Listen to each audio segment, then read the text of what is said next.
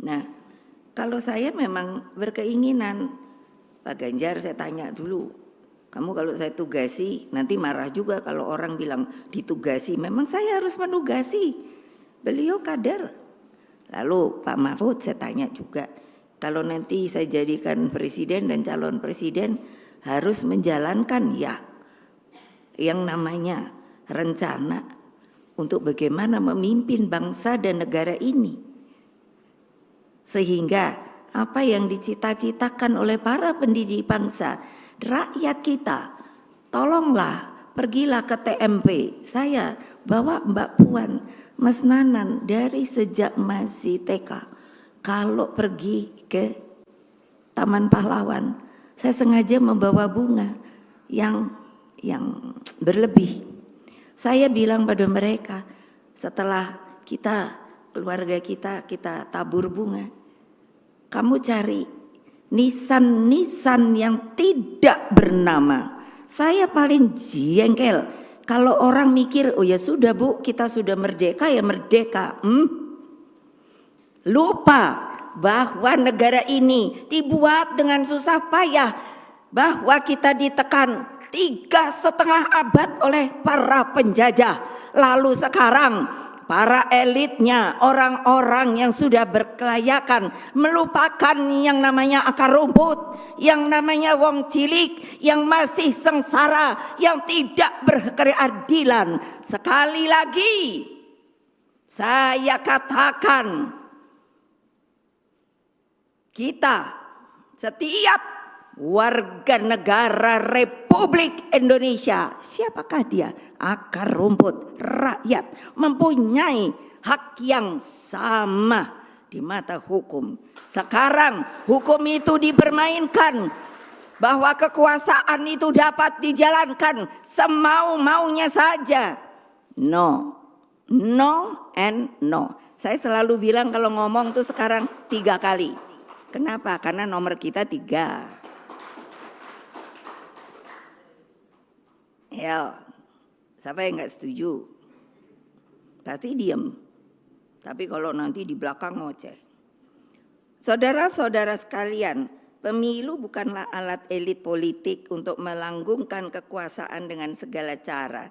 Di dalam pemilu, pemilihan umum, ada moral dan etika yang harus dijunjung tinggi.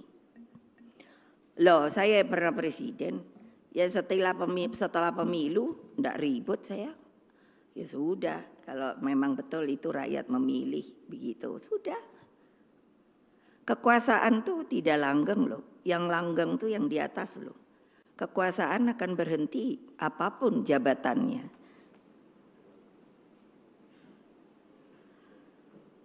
Kan sedih ya. Nah, pencermatan saya akhir-akhir ini sepertinya arah pemilu sudah bergeser. Ada kegelisahan rakyat akibat berbagai intimidasi. Namun saya bersyukur ada kekuatan nurani yang berbicara. Saya ikut merasakan bagaimana pergerakan masyarakat sipil, para mahasiswa dengan kemurnian idealismenya. Bahkan saya melihat seorang ibu, namanya Ibu Sinta di Jawa Timur dan ketua RT di Jawa Tengah. Mereka berani menyampaikan sikapnya. Saya lihat ketua RT marah-marah tuh saya langsung ngomong sendiri, cah gitu. Karena apa? Dia bilang mana surat perintah? Enggak ada. Terus saya nih ketua RT dipilih loh sama warga. Jadi kamu mesti lapor loh sama saya. Jadi mereka yang datangnya tuh diem aja gitu. Itu hak loh. Kewajiban loh. Lupa. Emangnya rakyat mau kamu pentungin? Penjajah boleh kamu tembak, tapi kalau rakyat no. Ingat loh. Ini saya masukkan message saya dan pasti harus tahu siapa yang melakukan hal-hal seperti itu. Ini adalah negara merdeka dan berdaulat, saudara-saudara. Tidak ada sebagian yang merasa berkuasa. Kekuasaan itu adalah di tangan rakyat. Jawab kalau ada yang tidak setuju. Itu saya mau. kalau nggak sama. Itu apa? Katanya demokrasi, demokratis. Mana? Mereka berani menyampaikan sikapnya. Insan pers juga terbukti mampu menjadi benteng demokrasi. Di tengah arus gelombang menjaga demokrasi itulah, maka kepada TNI, Polri, dan aparatur sipil negara harus menjaga prinsip netralitas.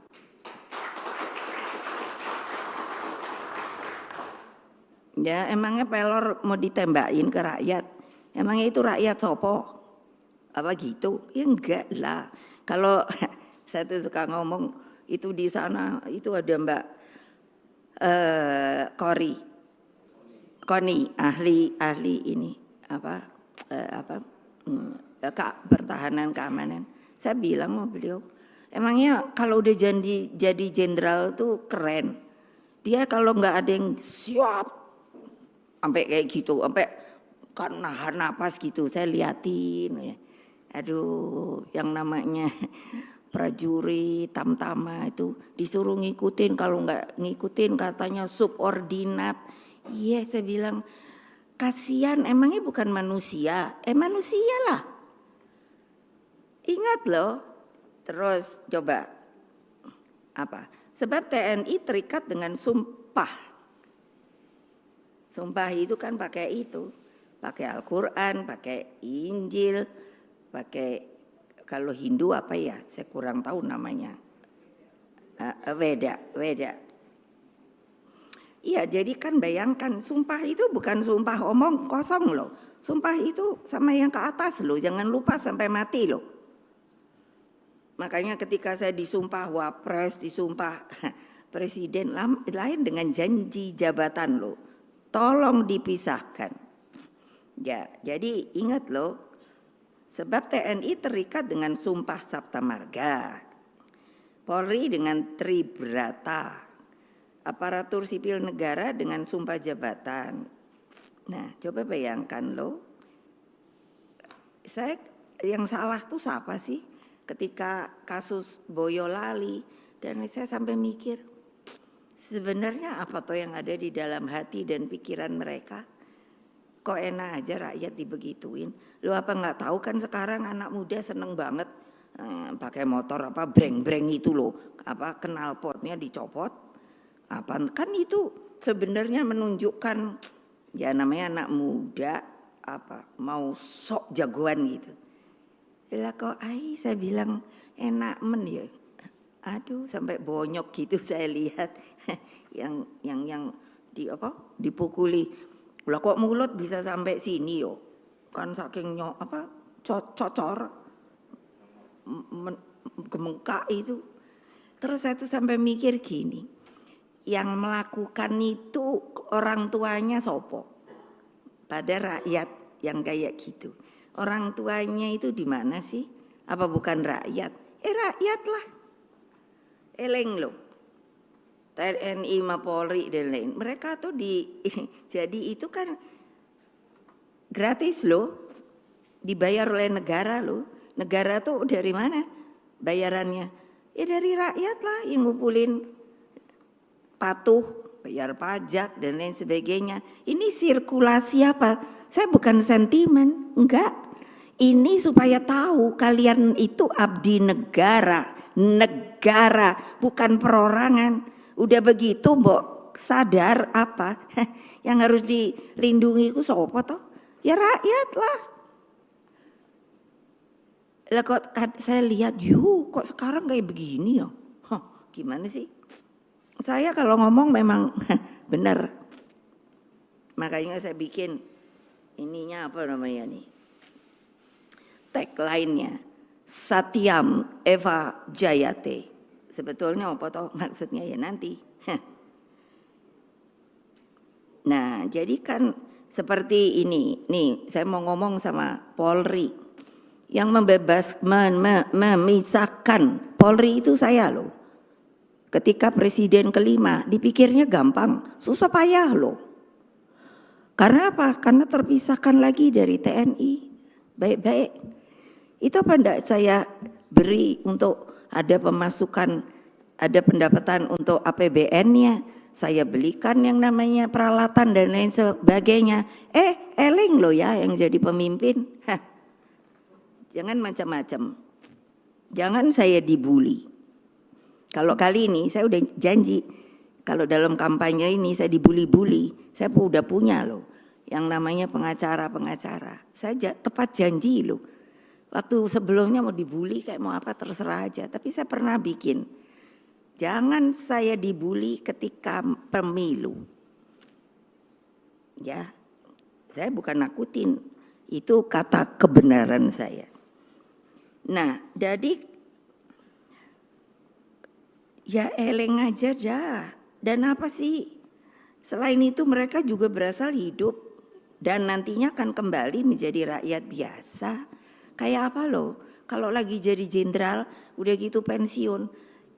Banyak lalu mengingat, wah dia waktu jadi ini kok gitu ya Bu.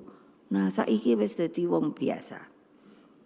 Hadirin sekalian, seluruh anak-anakku yang sedang mendengarkan dimanapun mereka berada, kebenaran dalam pemilu terjadi ketika rakyat dapat mengekspresikan hati nuraninya secara bebas, merdeka dan berdaulat. Nah ini